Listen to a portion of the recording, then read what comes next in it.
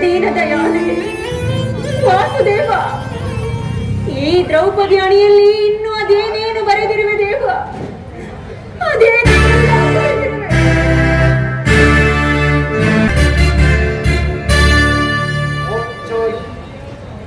ಪ್ರಿಯತಮೆ,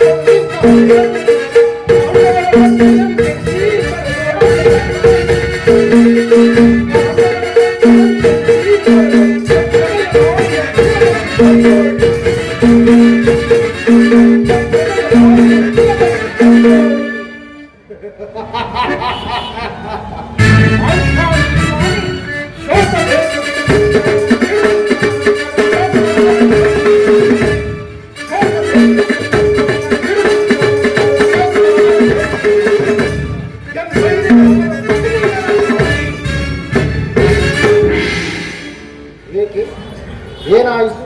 ನಿಷ್ಕಾರಣವಾಗಿ ಅಳುತ್ತಿರುವೆ ಏಕೆ? ಕಾರಣವಾಗಿ ಅಳುತ್ತಿಲ್ಲ. ಈ ಪಾಂಚಾಲಿ ಅಳುವಿಗೆ ಒಂದಲ್ಲ, ಹತ್ತಾರು ಕಾರಣಗಳಿವೆ. ನೀವಾದರೂ ಪುರುಷರು, ನಿಮ್ಮನ್ನು ಯಾರಾದರೂ ದೂರಿದರೆ, ಅಪಮಾನ ಪಡಿಸಿದರೆ ನೀವೇ ಅವರಿಗೆ ಪ್ರತಿಕಾರ ಮಾಡುತ್ತೀರಿ. ಆದರೆ ಈ ಸ್ತ್ರೀಯರ ವಿಚಾರವೂ ಹಾಗಲ್ಲ. ಅವರು ಅನ್ನ ವಸ್ತ್ರಗಳಿಗಾಗಿ ಪರರನ್ನು ಆಶ್ರಯಿಸಬೇಕು.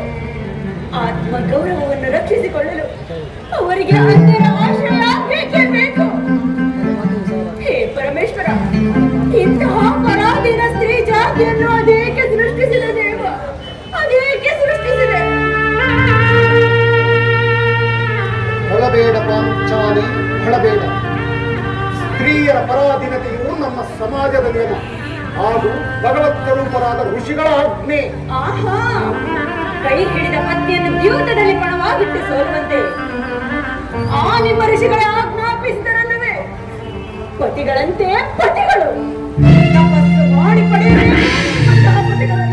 ಅಣ್ಣನ ಒಂದು ದಿನದ ಅವಿವೇಕತನದಿಂದಾದ ಈ ನಿಂದನೆಯು ನಮ್ಮನ್ನು ಸಾಯುವ ತನಕ ಬಿಟ್ಟಿದ್ದಲ್ಲದೆ, ಅಣ್ಣನ ಅಪರಾಧಗಳನ್ನು ಕ್ಷಮಿಸುವಂತೆ ನಾನು ನಿನ್ನಲ್ಲಿ ಎಷ್ಟೋ ವಿಧವಾಗಿ ಬೇಡಿಕೊಳ್ಳಲಿಲ್ಲವೇ?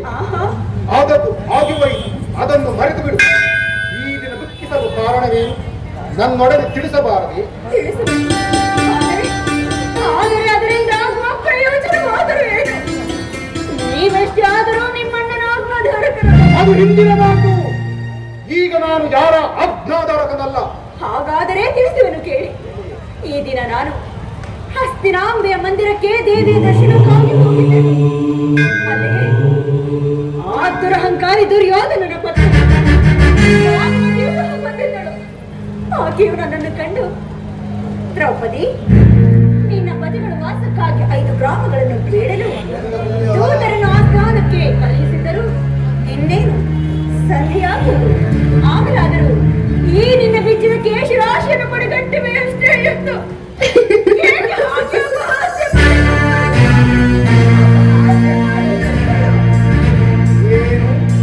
ದುರ್ಯೋಧನನ ಪುನಃ ಸಂಧಿಗೆ ಪ್ರಯತ್ನ. ಯಾರು ರಾಯಭಾರಕ್ಕೆ ಹೋಗಿದ್ದವರು? ಶ್ರೀಕೃಷ್ಣ ಪರಮಾತ್ಮರಲ್ಲವೇನು? ಗೋಪಿಕಾಂತರ ವಿಲಾಸದಲ್ಲಿ ಭಕ್ತನಾದ ವಿದುಪತಿಯು ಯುದ್ಧವನ್ನು ಮರೆಯುತ್ತಾಗ ಅರ್ಜುನನು ದ್ವಾರಕೆಯಿಂದ ಹಿಂದಿರುಗಿ ಬಂದಾಗಲೇ ಹೀಗಾಗಬಹುದೆಂದು ಭಾವಿಸಿದ್ದೆನು.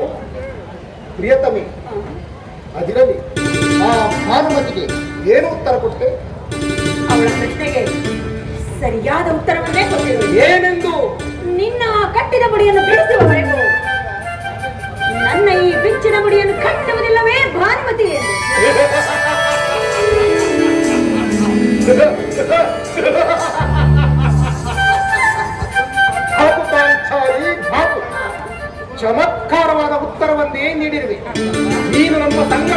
ಕದನ ಮಾಡುವುದರಲ್ಲಿಯೇ ನಿನ್ನ ಚತುರತೆಯನ್ನು ಮುಗಿಸಿದ್ದೆ ಎಂದು ಭಾವಿಸಿದ್ದೆ.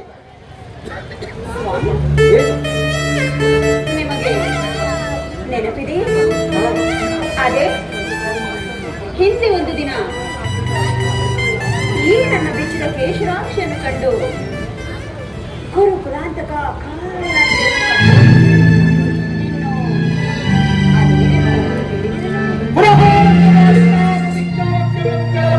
ಪಾಂಚಾಲಿ, ಈ ಭೀಮನು ಮಾಡಿದ ಪ್ರತಿಜ್ಞೆಯನ್ನು ಎಂದಿಗೂ ಮರೆಯುವಂತಹ ಹೇಳಿಯಲ್ಲ. ಹೇಳುವುದು ಮಾತ್ರವಲ್ಲ, ನುಡಿದಂತೆ ನಡೆಯಬೇಕೆಂಬುದೇ ನನ್ನ ಇಚ್ಛೆ. ನಾನು ಸುಮ್ಮನೆ ಇಚ್ಛಿಸಿದರೆ ಏನಾಯಿತು? ನೀವೆಷ್ಟೇ ಆದರೂ ನಿಮ್ಮಣ್ಣನ ಆಜ್ಞಾಧಾರಕರಲ್ಲವೇ? ನನ್ನನ್ನು ಕೆಲಸಬೇಡ ಪ್ರೇಮಿ. ಈಗ ನಾನು ಯಾರೋ ಆಜ್ಞಾಧಾರಕನಲ್ಲ. ಶಾಂತಿಯನ್ನು ಬಯಸುವವರು ಸಂಧಿಯ ಪ್ರಸ್ತಾಪದಲ್ಲಿ ನಾನು ಯುದ್ಧವನ್ನು ಬಹು ಆತುರದಿಂದ ನಿಲ್ಲಿಸುತ್ತೇವೆ. ಪರಾಯಣನಾದ ನಿಷ್ಠನನು ದುರ್ಯೋಧನನ ಅಂತ ಪ್ರಾಣಗಳನ್ನು ಕ್ಷಮಿಸಬಹುದು, ಆದರೆ ನಾನು ಮಾತ್ರ ಕ್ಷಮಿಸುವುದಿಲ್ಲವೇ? ಭೀಮಸೇನರು ಸಂಧಿಯ ಪ್ರಸ್ತಾಪವನ್ನು ಕೇಳಿ ಕೆರಳಿದ ಸಿಂಹದಂತೆ ವಿಜೃಂಭಿಸುತ್ತಿರು. ಆದರೆ ಕೋಪವನ್ನು ಶಮನ ಮಾಡಲು ನಿನ್ನವರನ್ನು ತಾರುಸಿತ್ತಿರಲ್ಲ. ಅರ್ಜುನ, ಈ ಸಾಗಿಯವನ ಕೋಪಕ್ಕೆ ದ್ರೌಪದಿಯ ಮೂಲ ಕಾರಣವೆಂದು ತೋರಿಸಿದವರು ಶ್ರೀ ವಿಷ್ಣು ಪರಮಾತ್ಮನು ಹೇಳುತ್ತಿದ್ದನು. ಜಗತ್ತಿನ ಸುಖ ದುಃಖಗಳಿಗೆ ಶ್ರೀಯ ಮೂಲ ಕಾರಣವೆಂದು. ಅರ್ಜುನ, ಕೌರವನ ಯುದ್ಧಕ್ಕಿಂತ ಈ ನನ್ನ ಪ್ರಿಯ ಸಹೋದರನ ಕೋಪವನ್ನು ಶಮನ ಮಾಡುವುದು ನನಗೊಂದು ಸಾರಿ ಸಾಧ್ಯವಾಗುವುದು. ಪಾಂಚಾಲಿ, ಅನ್ನಲೇಕೆ ಸಿಟ್ಟಾಗಿರುವನು? ಏಕೆ? ಈ ನನ್ನ ಬಿರುಗುವುದನ್ನು ನಿಮ್ಮ ಪ್ರಶ್ನೆಗೆ ಉತ್ತರ ಕೊಡಬಲ್ಲದೇನು? ಅಗ್ರಜ, ಸಮಯ ಸರಿಯಾಗಿದ್ದಂತೆ ನನಗೆ ಯಾರಲ್ಲಿಯೂ ಕೋಪವಿಲ್ಲ. ಅರ್ಜುನನ ಸಮ್ಮುಖದಲ್ಲಿ ನಿಮಗೊಂದು ಮಾತನ್ನು ಹೇಳಬೇಕೆಂದಿಲ್ಲ. ನೀವೀರುವರ ಸಮ್ಮುಖದಲ್ಲಿ ಈಗಲೇ ಹೇಳಿದೆ. ಈ ಸಂಧಿಯ ಪ್ರಸ್ತಾಪವು ನಿಮಗೆ ಉಚಿತವಾಗಿ ಕಾಣಬಹುದು. ಅದಕ್ಕೆ ಅರ್ಜುನ ಅನುಮೋದಿಸಲಬಹುದು, ನನ್ನ ಸಹದೇವರು ಸುಮ್ಮನಿರಲಬಹುದು. ಆದರೆ ಈ ದಾಸ್ಯರ ವೃತ್ತಿಯನ್ನ ಪಾಂಡವರ ಕಾಂಕ್ಷವೆಂದೇ ಭಾವಿಸಬೇಕು. ದರಿದ್ರ ಭಿಕ್ಷುಕರಂತೆ ಕಂಡವರ ಮನೆಯ ಬಾಗಿಲಿನಲ್ಲಿ ಸಂಧಿಯಾಚನೆ ಮಾಡಲು ಪಾಂಡುರಾಜೇಂದ್ರನ ಪಡೆಯಲಿಲ್ಲ. ಈ ಅಪಮಾನವು ಸತ್ಯವಾಗಿ ಆದರೆ ನಾನಿನ್ನೊಂದು ಬಳಿಗೆಯೂ ಸಹಿಸತಕ್ಕವನಲ್ಲ. ಯುದ್ಧಕ್ಕಾಗಿ ನಿಮ್ಮಗಳ ಅನುಮತಿಯನ್ನಾಗಲಿ ಅರ್ಜುನನ ಸಹಾಯವನ್ನಾಗಲಿ ನಾನು ಅಪೇಕ್ಷಿಸುವುದಿಲ್ಲ. ನಾನು ಮತ್ತು ಈ ನನ್ನ ಕಥೆ ಇವೆರಡೇ ಕುರುಕುಲವಾಗಿ ನಾಶ ಮಾಡಬೇಕು.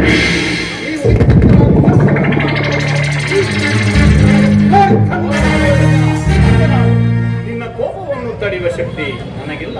ಶಾಂತನಾಗು ಸಹೋದರ. ಕೋಪ ಮಾಡಬೇಡೋಣ. ಅಗ್ರಜನು ನಮ್ಮೆಲ್ಲರಿಗೂ ಹಿರಿಯರು. ಆತನ ಇಷ್ಟಕ್ಕೆ ವಿರುದ್ಧವಾಗಿ ಯುದ್ಧವನ್ನು ಪ್ರಾರಂಭಿಸುವುದು ಅನುಚಿತ. ಪಾಂಚಾಲಿ,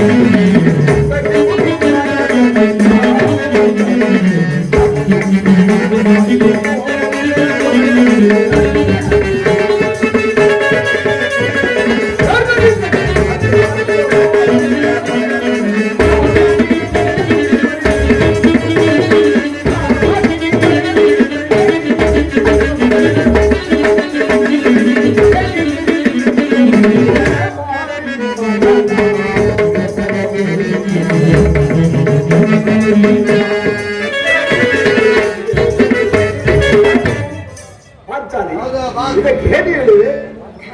ಧರ್ಮವೆಂದು ಹಂಬಲಿಸುತ್ತಾ ಕ್ಷತ್ರಿಯರ ಧರ್ಮವೇನೆಂಬುದನ್ನು ಮರೆಯುವುದು ನಿಮಗೆ ಉಚಿತವೆನಿಸಿತಲ್ಲವೇ? ಪಾಂಚಾಲಿ, ಯುದ್ಧವು ಎಂತಹ ಘೋರ ಕರ್ಮ ಎಂಬುದನ್ನು ನೀನಿನ್ನೂ ತಿಳಿದಿಲ್ಲ ಪಾಂಚಾಲಿ. ನಾವು ಅಭಿಮಾನಕ್ಕೆ ವಶರಾಗಿ ಯುದ್ಧವನ್ನ ಪ್ರಾರಂಭಿಸಿದರೆ ಮುಂದಿನ ಅವಿಚಾರಕ್ಕಾಗಿ ದುಃಖಿಸಬೇಕಾಗುವುದು. ಅದಕ್ಕಾಗಿ ಈ ಸಂಧಾನದ ಪ್ರಯತ್ನ. ದೌಮ್ಯನನ್ನು ಸಂಧಿಗೆ ಕಳುಹಿಸಿ ಅಪಮಾನ ಹೊಂದಿದಿರಿ. ಈಗ ಶ್ರೀಕೃಷ್ಣ ಪರಮಾತ್ಮರನ್ನು ಕಳುಹಿಸಿ ಪುನಃ ಅಪಮಾನಕ್ಕೆ ಗುರಿಪಡಿಸಿದಿರಲ್ಲ ಎಂಬುದೇ ನನ್ನ ಚಿಂತೆ. ಏನೇ ಕೋಲಾಹಲ? ಜಯ ಜಯ ಶ್ರೀಕೃಷ್ಣ, ಜಯ ಜಯ ಯದುಪತಿ. ಅರ್ಜುನ,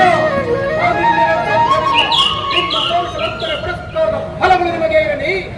ಪ್ರತಿಜ್ಞೆಯಂತೆ ನಡೆಯುವ ಸ್ವಾತಂತ್ರ್ಯ ಮಾತ್ರ. ಸ್ವಲ್ಪ ನಿಲ್ಲಿ.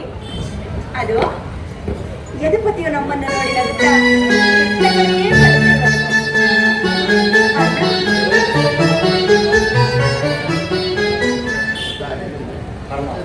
ಪಾಂಡುಪುತ್ರ ಪ್ರಣಾಮಗಳನ್ನು ಸ್ವೀಕರಿಸು.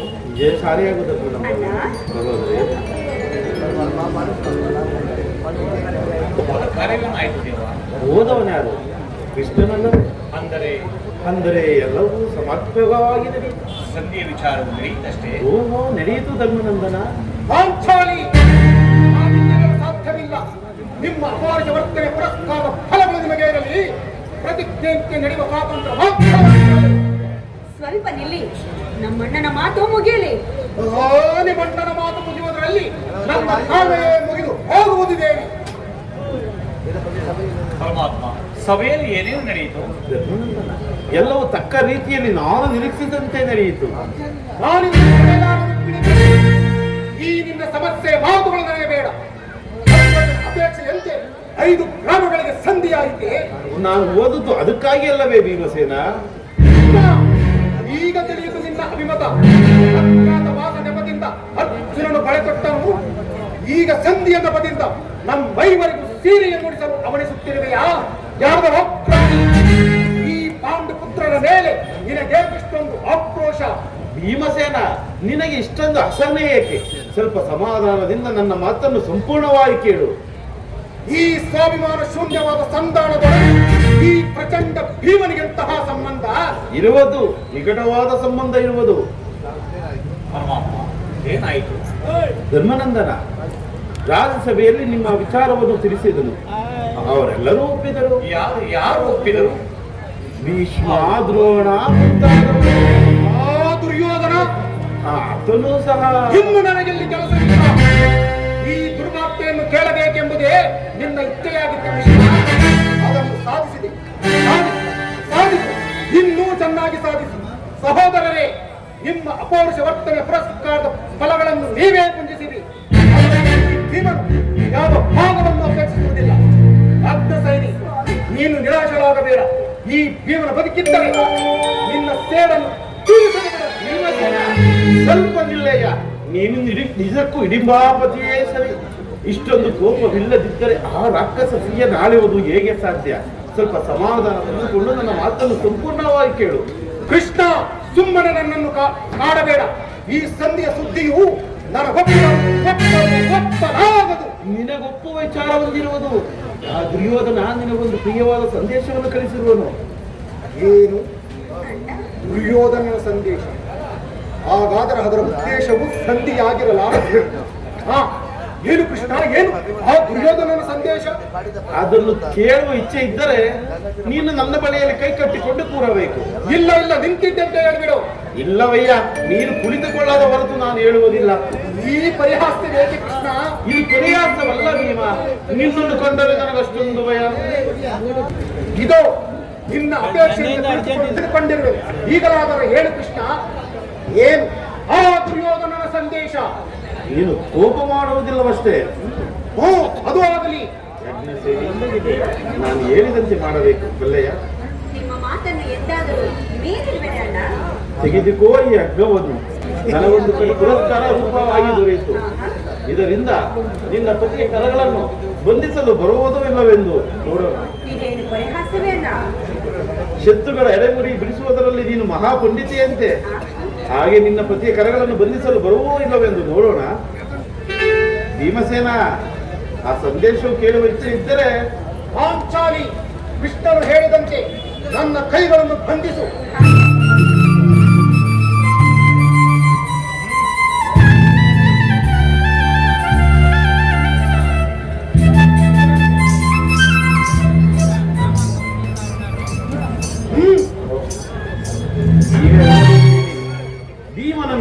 ನಡೆಸುತ್ತಿರುವ ಹಗ್ಗವು ಈ ದಿನ ನನ್ನನ್ನು ರಾಜಸಭೆಯಲ್ಲಿ ನನ್ನ ಅಂಗಾಂಗಗಳನ್ನು ಬಂಧಿಸಲು ಹದವಾಗಿ ಯಾರು ಈ ಕಾರ್ಯವನ್ನು ಮಾಡಿದರು?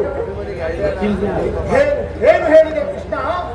ಈ ಹಗ್ಗದಿಂದ ನಿನ್ನನ್ನು ಬಂಧಿಸಲು ಯತ್ನಿಸಿದರೆ ಯಾರು ಯಾರು ಆ ಯಾರು ಭೀಮಸೇನ? ದುರ್ಯೋಧನ ಆಜ್ಞೆ ಮಾಡಿದನು, ದುರಾಚಾರ್ಯ ದುಶ್ಯಾಸನ ನೀ ಕಾರ್ಯ ಮಾಡಿದನು. ಇಂತಹ ಸಾಹಸ ಅವರಿಂದ ನಡೆಯಿತು. ಯಾರಿಗೆ ಸಾಧ್ಯ? ಪಾಂಚಾಲಿ ಬಿಚ್ಚು ನನ್ನ ಕೈಗಳನ್ನು. ಈ ನೀಚ ಯುದ್ಧದಿಂದ ದುರ್ಯೋಧನ ದುರಾಭಿಮಾನವು ಶಿಖರವನ್ನು ನಮ್ಮ ಪ್ರಿಯ ಬಂಧುವಾದ ಕೃಷ್ಣನ ಕುಂದಿದ್ದವರವರು ಈ ಜಪಮಾನಗೊಳಿಸಿದರೆ ಇದಕ್ಕೆ ನಿಮ್ಮ ಉತ್ತರ? ಅಷ್ಟು ಮಾತ್ರವಲ್ಲ ಭೀಮಸೇನ, ಆ ದುರ್ಯೋಧನ ನಿನಗೆ ಸಂಧಾನಕ್ಕೆ ಕೊಟ್ಟ ಉತ್ತರವನ್ನು ಕೇಳಿ.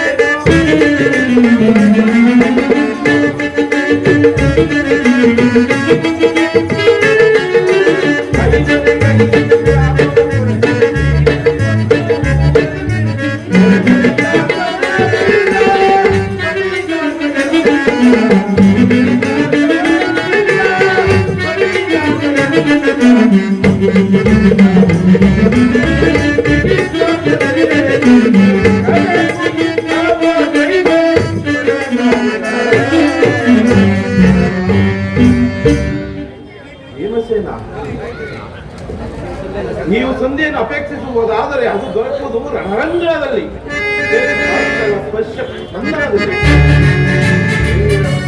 ಘೋಷಣೆಯಲ್ಲಿ.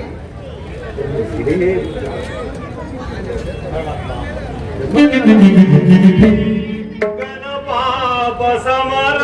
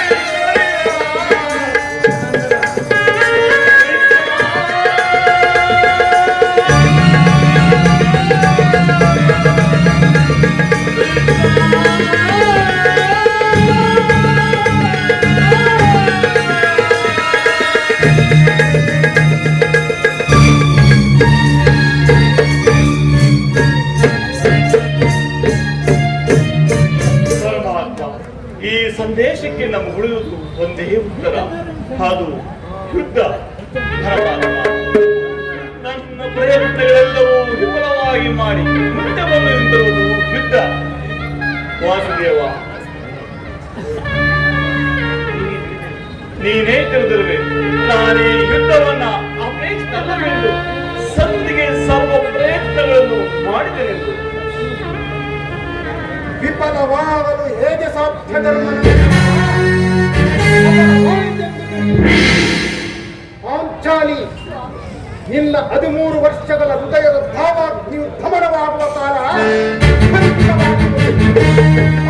ಬಿಚ್ಚು ನನ್ನ ಕೈಗಳನ್ನು.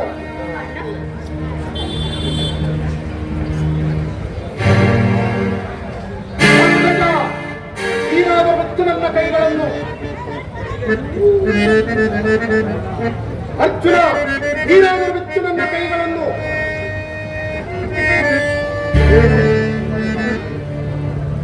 ವಾಸುದೇವ, ನೀನಾದರೂ ಬಿಚ್ಚು ನನ್ನ ಕೈಗಳನ್ನು.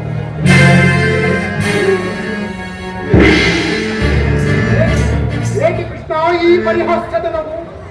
ಏನು, ಯಾರು ಬಿಚ್ಚುವುದಿಲ್ಲವೋ? ಬೇಡ ಬೇಡ, ನಾನೇ ಬಿಚ್ಚಿಕೊಳ್ಳುವೆನು.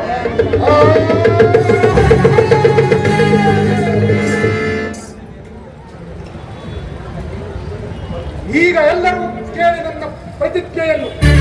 ನಾನು ವಾಯುದೇವನ ಅಂಶದಿಂದ ಜನಿಸಿದ್ದೇ ನಿಜವಾಗಿದ್ದರೆ ವೀರ ಮಾತೆ ಕುಂತಿ ದೇವಿ ಸ್ತನಪಾನ ಮಾಡಿದ್ದು ಸತ್ಯವಾಗಿದ್ದರೆ ನಾಳಿನ ಯುದ್ಧದಲ್ಲಿ ದುರ್ಯೋಧನ 99 ಮಂದಿ ಸಹೋದರರನ್ನ ಸಂಪೂರ್ಣವಾಗಿ ವಕ್ಷಸ್ಥಳವನ್ನು ಪಡೆದು ಪಾಂಚಾಲಿಯ ಬಿಡುಗಡೆ